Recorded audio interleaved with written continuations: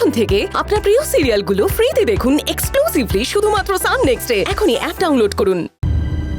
হাওয়ায় মিলিয়ে গেল নাকি?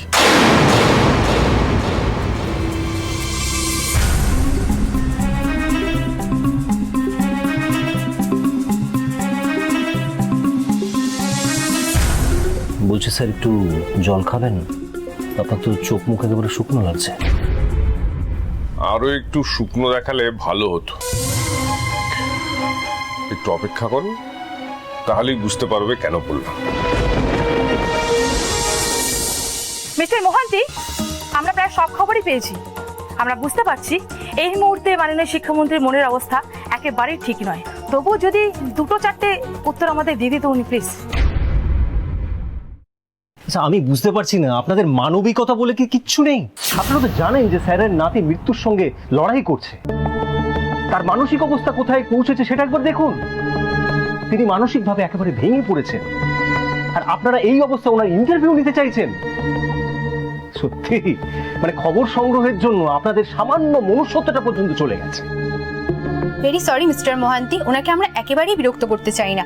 আসলে উনি যদি দু একটা কথা আমাদের সাথে শেয়ার করতে পারেন, তাহলে আমরা ওনার বার্তা জনগণের কাছে পৌঁছে দিতে পারি। ওনার নাতির জন্য শুধু আপনারা না, তামাম জনগণ প্রার্থনা করছে। প্রত্যেক মুহূর্তে আমাদের কাছে মেসেজ আসছে, ফোন আসছে, লোকে জানতে চাইছে শিক্ষামন্ত্রীর নাতি এখন এক্স্যাক্টলি কেমন আছেন। আমি আপনাদের সব কথা বুঝতে পারছি, কিন্তু উনি এখন ইন্টারভিউ দেওয়ার মতন অবস্থায় নেই। এটা কেন আপনারা বুঝতে পারছেন না? না তরুণ, ওদের আসতে দাও। আমার পরম সৌভাগ্য যে সারা রাজ্যের মানুষ আমার নাতির জন্য প্রার্থনা করছে। কে বলতে পারে ওদের প্রার্থনায় হয়তো আমার নাতি সুস্থ হয়ে উঠবে। ওদের আসতে দাও, আসতে। ঠিক আছে, আপনারা আসুন, উনি উত্তর দেবেন। স্যার, আমরা জানি গতকাল রাতে আপনার নাতির একটা বড় অ্যাক্সিডেন্ট ঘটে গেছে। উনি ঠিক এখন কেমন আছেন, ডাক্তার ঠিক কি কি বলেছেন ওনার শারীরিক কন্ডিশন সম্পর্কে, সেই ব্যাপারে আপনি যদি কিছু একটু বলেন। আমি শুধু বলতে চাই যে রাজ্যের শিক্ষামন্ত্রী হিসেবে আমি আপনাদের সঙ্গে কথা বলছি না। একজন অসহায় দাদু হিসেবে আমার কষ্ট আপনাদের সঙ্গে ভাগ করে নিচ্ছি।